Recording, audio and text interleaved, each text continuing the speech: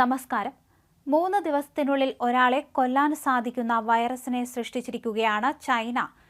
ഹെബൈ medical യൂണിവേഴ്സിറ്റിയിൽ നടത്തിയ പഠനം എബോള വൈറസിനെക്കുറിച്ച് ധാരണ നേടാൻ ഒരു കൃത്രിമ വൈറസിനെ നിർമ്മിച്ച് എബോളയുടെ അപകട സാധ്യത അനുകരിക്കുകയാണ്.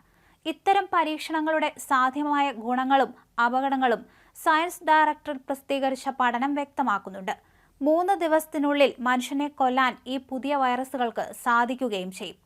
പരീക്ഷണം നടത്തിയ ജീവികളെ വെറും 3 ദിവസത്തിനുള്ളിൽ ജനിതകമാറ്റം വരുത്തിയ വൈറസ് കൊന്നിരുന്നു.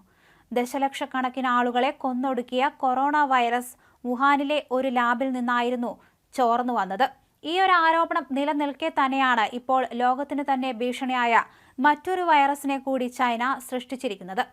സയൻസ് ഡയറക്ടറേറ്റ് പ്രസിദ്ധീകരിച്ച പഠനത്തിലാണ് ചൈനയിലെ ഗവേഷകർ എബോള വൈറസിൽ കണ്ടെത്തിയ ഗ്ലൈക്കോപ്രോട്ടീൻ ഉപയോഗിച്ചതായി വെളിപ്പെടുത്തിയത്. ഇത് മനുഷ്യ ശരീരത്തിലുടനീളം വ്യാപിക്കുകയും ലാബിലുള്ളവരെ രോഗികളാക്കി മാറ്റിയെന്നും പറയപ്പെടുന്നു. 1ൽ കൂടുതൽ അവയവങ്ങളെ ഈ വൈറസുകൾ നശിപ്പിക്കും.